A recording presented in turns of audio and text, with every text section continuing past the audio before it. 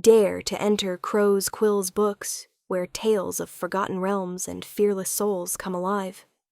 Today's journey, Perigord, chapters 21 to 22, by Mark Lindsay.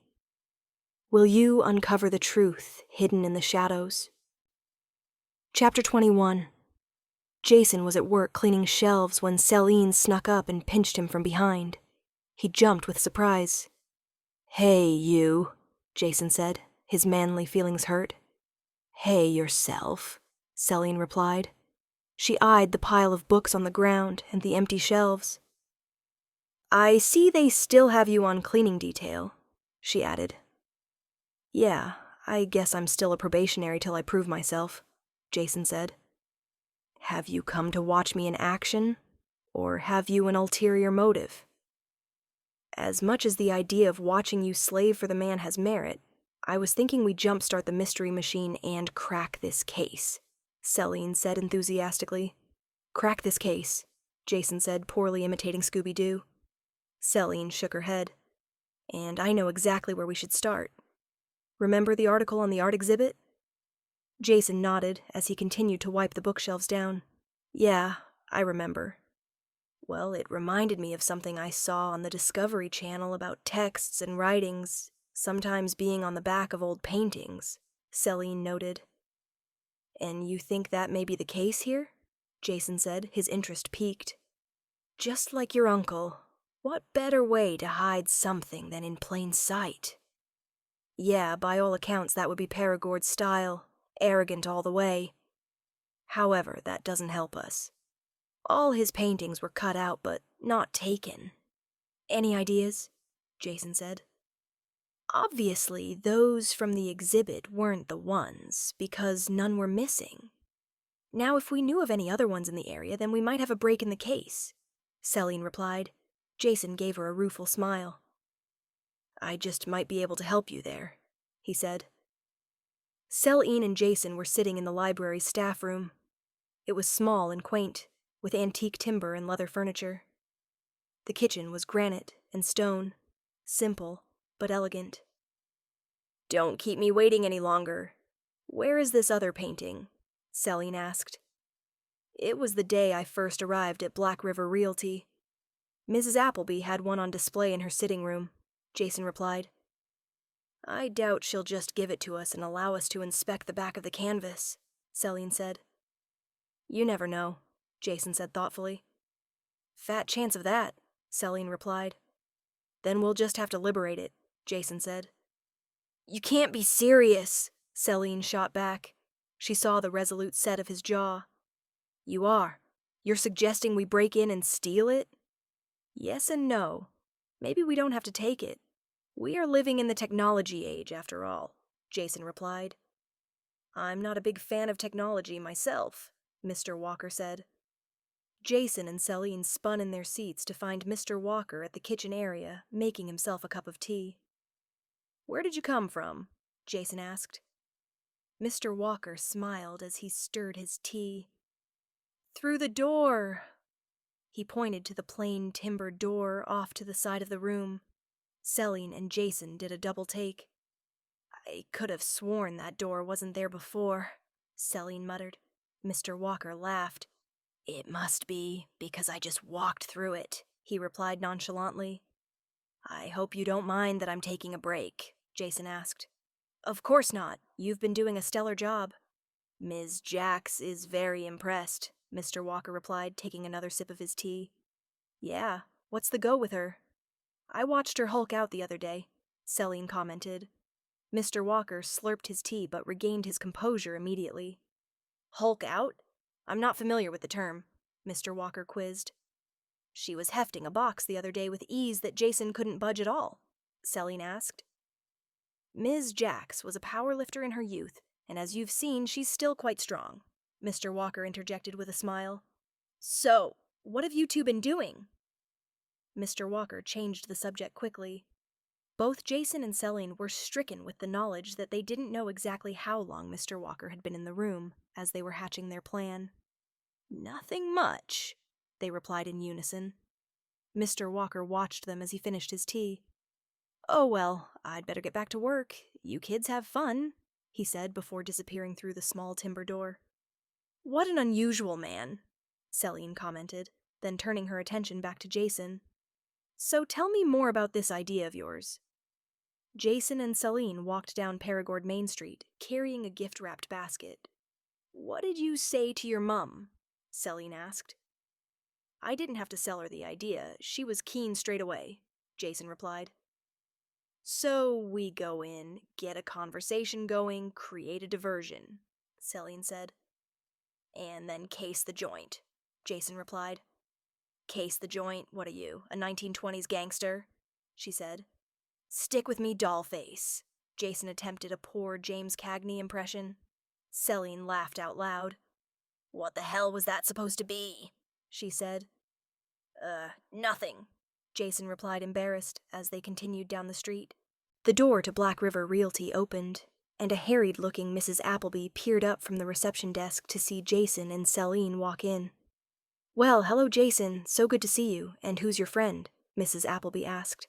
This is Selene, Jason said. Pleased to meet you, Selene. Do I know your mom? Mrs. Appleby asked. You probably know my grandmother, Miss Jaeger, Selene replied. Mrs. Appleby smiled immediately. Of course I see it now. You have her eyes. How is she, dear? Mrs. Appleby inquired. Great, sharp as a whip and twice as lethal, Selene replied. That's definitely her, all right, Mrs. Appleby said with a laugh. Jason stepped forward and placed the basket he had been carrying on her desk. What's this?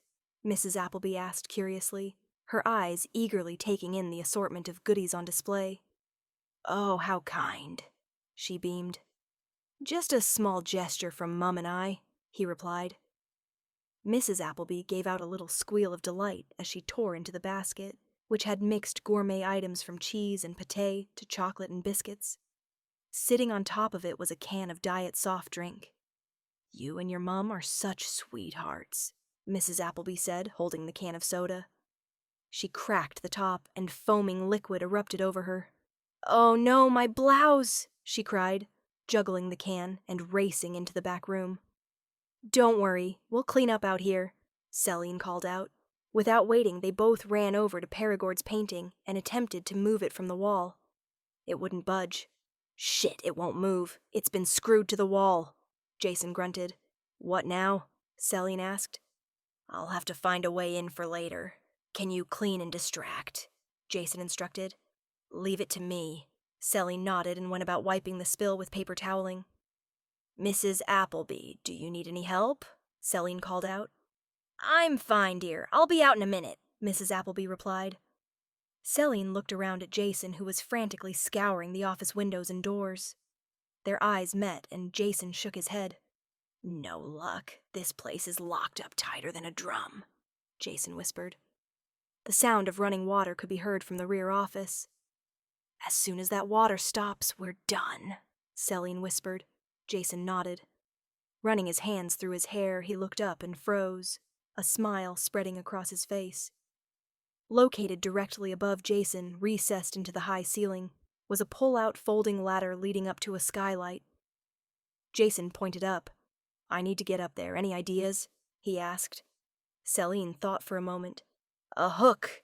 She would have to have a tool to pull the ladder down, Selene replied as she looked behind the desk, then rummaged through the drawers. Just then the sound of running water stopped. Both Selene and Jason froze for what seemed an eternity. Then the sound of a hairdryer started up. They both let out a collective breath. Selene continued to look through the desk drawers. She let out a little squeak of excitement. Jason turned to find Selene holding a short rod with a hook attached triumphantly above her head. I don't think that'll reach, Jason said, as Selene pulled on either end of the rod. It slid open, nearly tripling in length. No, but this should do, Selene whispered sarcastically. Jason bit his tongue, and instead grabbed the rod from her and used it to pull the ladder down. Quickly scaling the ladder, he climbed up to the skylight. But once he was there, the latch refused to move. Crap, it won't budge, Jason muttered. Keep trying. It probably hasn't been opened for quite a while, Selene said. Jason was struggling when he felt a hot sensation course through him. "Hurry!" Selene coaxed. Suddenly the hairdryer stopped. Both Selene's and Jason's eyes went wide. "Come on, you little," Jason whispered through gritted teeth.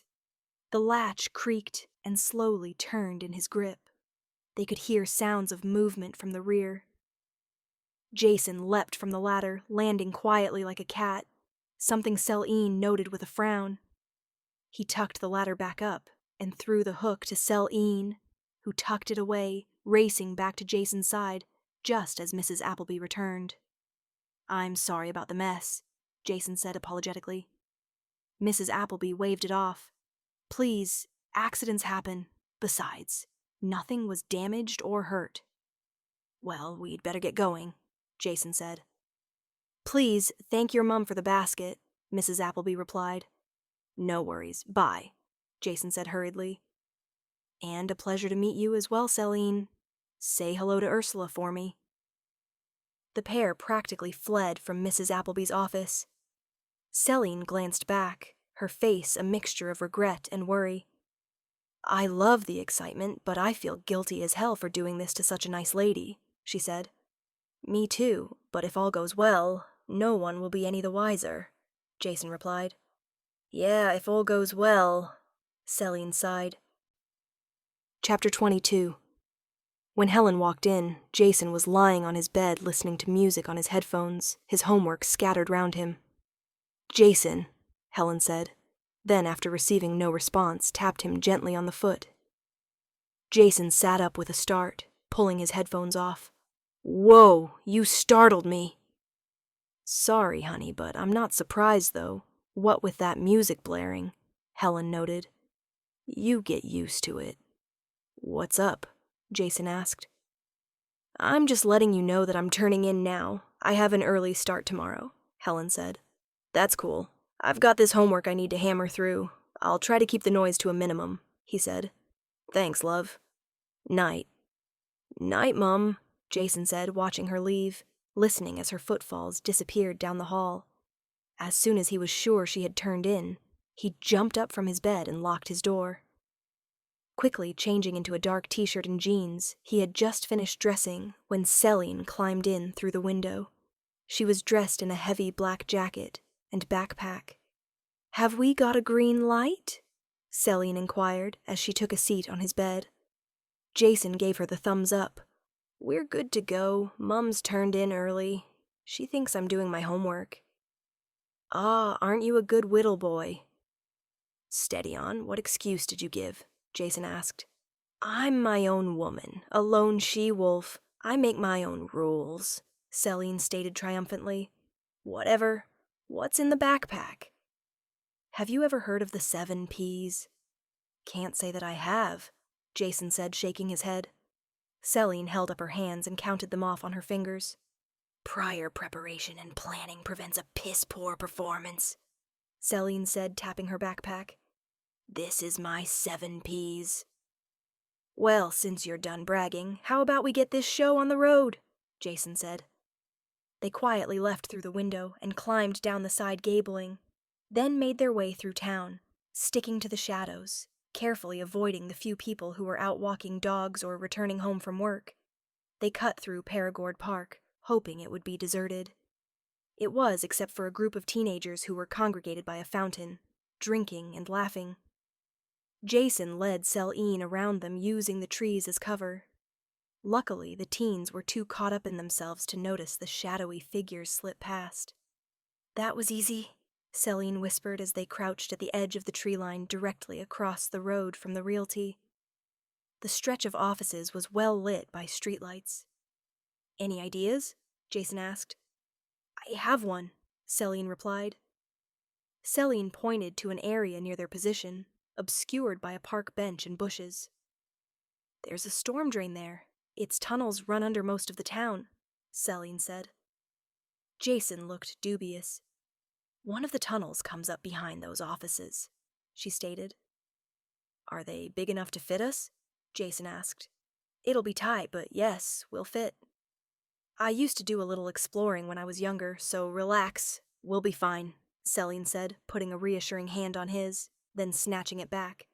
Shit, you're hot, Selene said. I know, Jason said with a grin. She placed a hand on his forehead.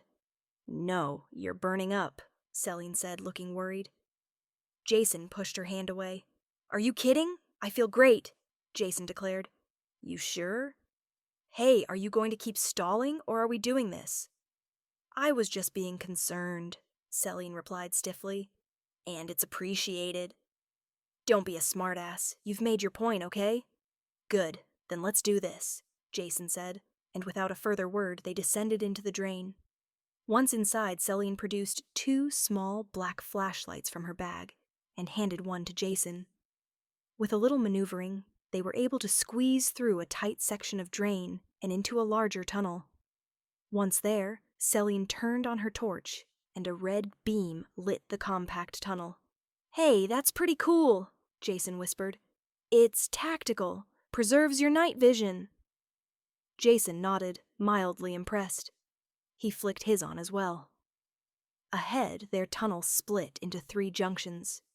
Which one, Indy? Jason whispered. The left takes us across the road and should come up into an alley behind the offices. Lead on, Jason said, indicating with his hand for Selene to take the point. Their movement was slow, as the tunnel was small. Bloody hell, this is cramped, Jason muttered. Yeah, it's a little smaller than I remember, Selene replied ruefully. After 20 minutes of crawling, they came to a rise with a steel ladder leading up. Jason led the way, quietly pushing the manhole cover off, being careful not to make any noise. Once clear, he helped Selene out. She attempted to push the cover back over the manhole, but it wouldn't budge. Jason gently eased past her, and with no visible effort replaced the cover over the hole. They both remained crouched, listening to the silence, making sure they were alone. Selene removed something from her backpack. Hey, that looks like some kind of ninja grappling hook, Jason said. It certainly does, doesn't it? Selene smirked, uncoiling the rope. After tonight, we're going to talk, Jason said. Selene surveyed the roof, her eyes fixating on one particular spot. She started to swing the grappling hook by the rope in a circular motion. Once it reached maximum velocity, she released the hook. It shot up and over the roof, making a small metallic ping. Selene tugged on the rope, and it went taut. Gripping the rope with both hands, she lifted her feet up and let the rope take her weight. It held. Satisfied, she was about to start climbing when Jason put a hand on her shoulder. Let me go. But first I have an idea I want to try, he said enigmatically. Without waiting for a reply, he dashed off towards the end of the alley, up to a large industrial dumpster. After briefly looking in, Jason pushed it back towards a now highly curious Selene. Are you nuts? What's with the dumpster? Selene asked. Have a look in, Jason instructed. Selene slowly pulled herself up and peered in. Boxes, so? Selene asked, nonplussed. So it'll make getting down easier, and we won't have to leave the rope behind. Good thinking. I didn't get the memo on the 7 Ps, so I have to bring something to the party, Jason quipped, then grasping the rope, started to climb. Once on the roof edge, he motioned for Selene to grab the rope as well. Hold on tight, Jason rasped, as he pulled the rope and Selene up to the roof. They moved quickly, and once they had located the skylight, they descended into the realty. The pair made their way through the realty, flashlights held at the ready. Jason was the first to locate the painting. After close inspection, Selene produced an electronic screwdriver from her pack and proceeded to unfasten it from the wall. Be gentle, Jason whispered as they removed the canvas and inspected the back, only to find it blank. The disappointment was written all over Jason's face. Well, we kind of knew it wasn't going to be that easy, Selene stated. I kind of hoped it would, Jason sighed. Don't fret, I've got a couple of tricks up my sleeve, Selene said with a grin, producing yet another torch. What's that torch do? Jason asked, but his question was completely ignored by Selene as she flicked it on. It emitted a dim purplish glow as she scanned it back and forth across the canvas. Black light produces an ultraviolet light, which will pick up any fluorescent ink used, she said. After a thorough scan with no results, Selene put the torch away. Well, that was a bust, but let's see what else may work. She reached back into her bag. What is that, the TARDIS? Jason asked as Selene pulled a variety of items out. Hand me the hairdryer, Selene said. Jason passed her a small battery-powered dryer, which she proceeded to wave back and forth over the canvas. What's that going to do? Jason asked wearily. If there's a heat-activated ink, it will react to a sodium carbonate-based solution, Selene replied. They waited and watched. Again, no result. Maybe there is nothing there, Jason said. Selene sat silent, clearly weighing her options, when an idea came to her. Picking up a small spray bottle, she gently sprayed a section of canvas. There are so many different types of chemical reaction inks, and I only have a few solutions, Selene started to explain, when words began to appear in blue on the canvas. Oh my God, what did you do? Jason whispered in awe, as Selene smiled.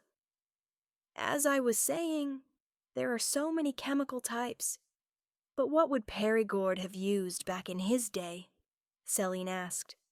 Jason shook his head. I just sprayed a solution made from red cabbage, which means he must have used plain old vinegar, she said triumphantly.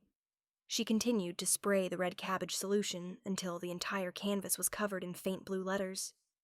It looks like it's in German, Selene whispered, studying the writing intently. Jason pulled his phone from his pocket and proceeded to take photos. We can translate it later, he said as he prepared to put the canvas back in the frame. Wait, Selene said. Jason stopped as Selene pulled another spray from her pack. What are you doing now? Jason asked. We can't let this information fall into the wrong hands. This is bleach. It will wipe the previous writing away so no one else can read it, Selene said. After a moment's hesitation, Jason nodded. Selene sprayed a liberal amount of bleach on and used a sponge to mop up the excess fluid. That should do it, Selene said. It won't wreck the painting on the other side, will it? Jason asked. No, I used the bleach sparingly. Not to mention those old canvases are pretty thick, Selene said. Jason seemed happy with her assessment as he replaced the picture on the wall. After packing up Selene's equipment, they climbed back out through the skylight, careful to leave everything as it had been. Jason led Selene to the edge of the roof, where they prepared to leap off into the previously placed dumpster. 1, 2, 3, Jason counted before jumping and pulling Selene with him. Their flight was brief, but exhilarating, the cardboard boxes absorbing the impact. Nothing is ever dull with you around, Selene stated, her buoyancy hard to suppress. Jason climbed out first, then assisted Selene, who slipped and fell into his arms. They both hesitated, neither of them wanting to pull away. Her eyes shimmering in the night, she gazed at Jason, both of them breathing hard from the adrenaline. He could feel her heart racing as he lowered his face to hers, their lips lightly touching. He could feel himself being swept away on a torrent of emotion when he sensed movement from behind. Still holding Selene, Jason pulled her back and turned just in time to see a hulking figure close in on them both. Selene let out a terrified scream. The dark figure missed them by inches, instead colliding with the dumpster, knocking it on its side. It slid toward the brick wall in a shower of sparks. "Are you okay?" Jason demanded. Selene nodded, a little dazed. "What the hell was that?" Selene asked as a roar emanated from the fallen dumpster. "No time to explain. Let's get the hell out of here," Jason said as he helped Selene to her feet. Both of them stood transfixed as the dumpster slowly began to rise from the ground. "What the?" Jason blurted. "Hell," Selene finished. "You want to play? Good," an iron-like voice announced. "Run!" Jason yelled, pushing Selene ahead of him. The dark figure tensed, muscles like steel cables, and hurled the dumpster in their direction. Jason glanced over his shoulder at the oncoming juggernaut. Shit, he thought as he dived at Selene, both of them hitting the ground in a roll. The dumpster sailed narrowly over their heads before colliding with a parked car on the main street. Without missing a beat, Jason jumped to his feet, dragging Selene with him. They ran for their lives into the park. The dark figure stood to his full height, well over 7 feet, then shrugging its massive shoulders, dusted itself off. A smaller figure landed beside it seemingly from nowhere. "Where are they, Onyx?" a static-charged feminine voice asked. "They're heading for the park. Do your thing, Strix," Onyx replied. Gleaming white teeth formed a predatory smile on the smaller female figure. Jason and Selene ran frantically into the park. The teenagers they had avoided earlier were now gone. They sprinted toward a large elm and hid behind its trunk. "Oh my God, what was that freak?" Selene whispered. "What is right? It definitely wasn't human," Jason confirmed. "Did you see what it did to the dumpster?" "See it. We almost wore it." "Shh, I can hear something," Jason whispered. A static, charged laugh echoed through the park. It set his nerves on edge. "I'm pretty sure whoever that is, they are not here to help," Jason said as he continued to scan the area. "Let's go," Selene whispered, her voice shaky with fear. "Shh, not yet," Jason said, straining to hear, when a thud in the distance broke the silence. "Did you hear that?" Selene shook her head. A female stepped out into the clearing near them. The pair froze, trying desperately to slow their breathing as if this figure might sense their presence. The female appeared to be dressed in black military clothing, her hair ragged and sharp. She was squatting like a perched hawk and appeared to be sniffing at the air. Her body never moved except for her head, which twitched from side to side.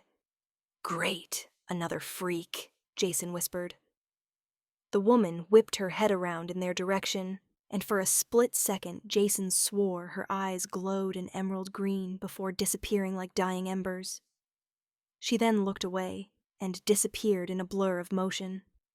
"Where did she go?" Selene hissed. "I think she's gone. I hope she's gone," Jason said. Selene nodded, hoping to God he was right, when they heard the faint sound of footsteps from behind, followed by a woman's voice. "You think to hide from me?" Strix said. Jason and Selene gasped and spun around. Jason had been correct about her attire. The figure was dressed in black combat pants and boots with a matching black thermal top that hugged her lean, muscular figure. What made the pair stare in shock were her features. Jet black eyes set in a beautiful but cold face, and a head full of thick gray feathers that spilled over her shoulders and down her back. "Give me Perigord's secret and," Strix instructed. "And you'll let us go?" Selene replied. Strix gave them a smile that would make a shark proud. "And I'll make your death relatively painless," Strix said matter-of-factly. From his crouched position, Jason covertly scooped up a handful of dirt and held it tight in his fist. "That's a really tempting offer, but we'll have to decline." "Thanks, though," he said, jumping to his feet and throwing the handful of dirt into the creature's eyes. It struck with unerring accuracy. Strix let out an inhuman shriek of pain and fury. Not wasting any time, Jason grabbed Selene by the arm and ran into the darkness, straight into what seemed like a wall, but was actually the giant named Onyx. Jason was able to roll with the impact, but Selene wasn't as lucky, her head colliding with the brute, knocking her out cold. Jason desperately tried to revive her, with no success. "Come on, Selene! Get up!" he cried urgently. He heard the laughter, then the movement, narrowly ducking under the huge right that was thrown at him. Rolling to the side of the attack, Jason scrambled to his feet and adopted a fighter's stance. His opponent, Onyx, was big, but slow. The punch he had thrown had sent him off balance and was only now approaching the teenager. Onyx moved like the Terminator, huge arms hanging at his sides, attached to wrecking ball-sized fists. He moved as if nothing could or would slow him down. Not wanting to abandon Selene, Jason had no choice but to fight. Feigning a punch at his opponent, he then drove a front kick at the behemoth's right knee. It was like connecting with a telephone pole. The giant stopped and started to laugh. Despite the faint glow from the park's lights, Jason couldn't make out any of the big man's facial features, only a square, hairless head. Feeling a burning rage start to build within him at the sound of the beast's laughter, a red, hot ball of hate began to glow in the depths of his stomach. "Are you trying to fight us?" Onyx asked incredulously. "Us?" "Shit," Jason muttered as he realized with dawning horror he'd forgotten all about the other creature. Searing pain raked his back. He turned to see Strix standing behind him, her talon-like hands red with his blood. She started to lick it from her fingers, an expression of ecstasy on her face. Jason reached behind and winced at the pain, jerking his hand back. It, too, was covered in blood. Strix began to laugh. There was no warmth in the sound, just inhuman pain and suffering. The burning ember in Jason's stomach ignited into a flame, spreading throughout his body. He could feel that heat Selene had talked about earlier, only now it was turning supernova. The laughter had died in both Onyx and Strix, as they now watched him closely. "Hey, Strix, I think the boy's mad," Onyx said. Jason roared in fury. He could feel power building up within him, then exploding from his body like hot magma, pouring out from his core, to his extremities. He spun and kicked out at Strix, clipping her in the head with his foot. She flew back as if kicked by a car, spinning in midair, then hitting the ground with a heavy thud. "The fuck?" Onyx spat. Jason turned and shoulder-charged the massive man, striking low at his midsection.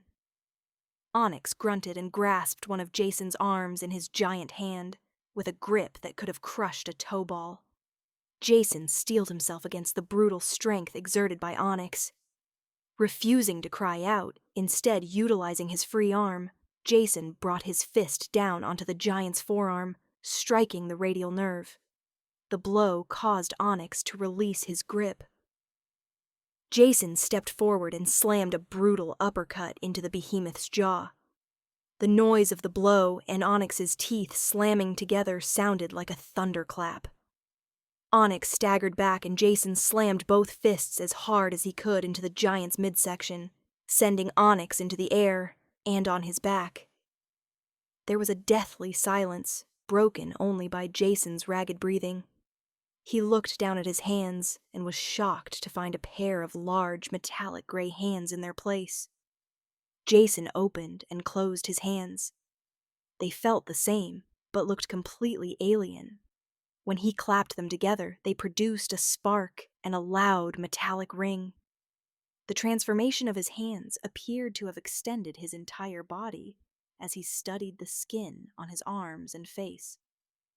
"What's happening to me?" he asked aloud. His voice now had a deeper, resonant quality to it.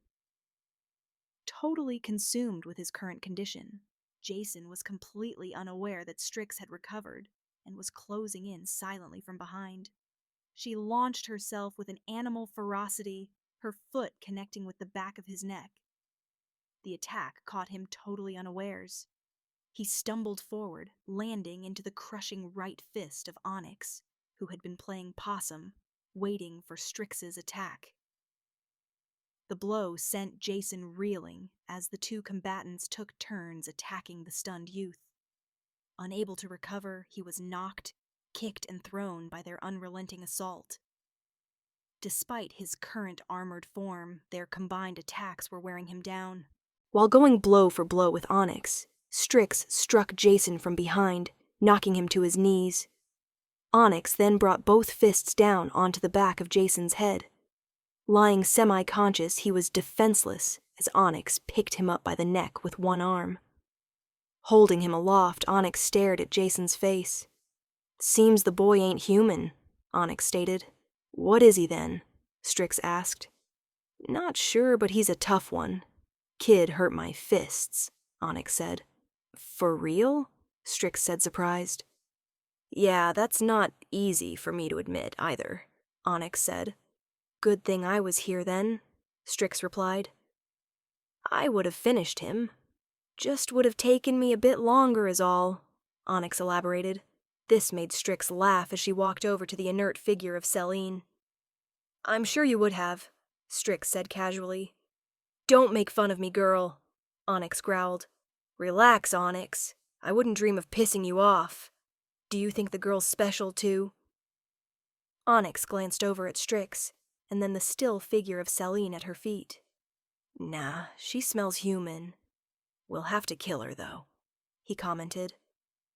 "Of course, wouldn't have it any other way," Strix smiled. "I'll handle the boy," Onyx stated. The black giant placed both hands on Jason's neck and was about to wring them when a figure bounded out of the tree line and into the back of Onyx's back. Onyx cried out, dropping Jason as they both fell to the ground. A startled Strix whirled to face her unknown assailant, but was too slow, as the figure struck her with blinding speed, sending the female assassin crashing into the trunk of a tree, then falling face first onto the grass. She remained still. The figure stepped into the light. It was Ulysses, dressed only in sweatpants. The cold was apparently having no effect on him. Ulysses quickly checked Selene's vitals, then turned to face Onyx, who was slowly getting to his feet. "Ulysses, I should have guessed," Onyx growled. "You should have, but you've never been terribly bright, Onyx," Ulysses replied. "This is none of your business, changeling," Onyx stated. "You come to my town, attack its citizens, and expect me to do nothing? I ought to slay you and your partner as a warning to others. However, I'm turning over a new leaf. A kinder, gentler me," Ulysses said. Onyx smiled, displaying his glistening black teeth. "The rumors are true, then. You have become weak over the past millennia," Onyx said. "Some say rumors, I say wishful thinking. I'll give you the chance to take Strix and get the hell out of Perigord, though," Ulysses said. "Not leaving without that bag," Onyx stated, pointing to Selene's backpack. "These two are under my protection, so no, you can't have the bag," Ulysses said. "It's not a request," Onyx roared and charged the librarian. Ulysses stood his ground calmly and cocked his fist as Onyx bore down on him like a rampaging rhino. Ulysses smiled and transformed. His limbs seemed to lengthen and his muscles thickened into solid slabs. The color and texture of his skin changed, becoming rougher and turning a deep blue. His face stretched, becoming slightly elongated. Feet and hands grew, becoming blunt and powerful in proportion to his new muscularity. Veins popped and throbbed and ran along the muscles of his arms and legs. Thick, black horns grew from the top of his head, curving back and following the contours of his skull under his ears, finally pointing out from his cheeks like those of a ram. The transformation took mere seconds, and with Onyx nearly upon him, Ulysses released his cocked fist into a wrecking ball punch that sounded like an explosion when it connected with Onyx's jaw. The punch stopped the giant black thug in his tracks. "Tag, you're it!" Ulysses grunted, and followed up his attack on Onyx with a series of punishing blows to his neck and head. Onyx tried desperately to ward Ulysses off, but it was obvious his battle with Jason had weakened him, something which the transformed librarian was taking full advantage of. Ulysses grabbed Onyx around the back of his head and proceeded to fire knees into his sides. The giant groaned under each blow. Finally, Ulysses grabbed the sagging form of Onyx and delivered a crushing headbutt to his face, sending Onyx back to the ground where he lay still. Jason had watched the entire fight through groggy eyes, not certain of what he was seeing. Attempting to get to his feet, he slipped face first to the ground.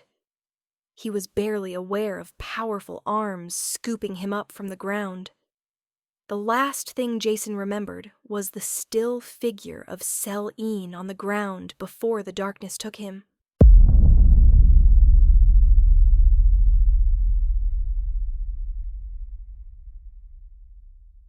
That seals today's tale in shadows.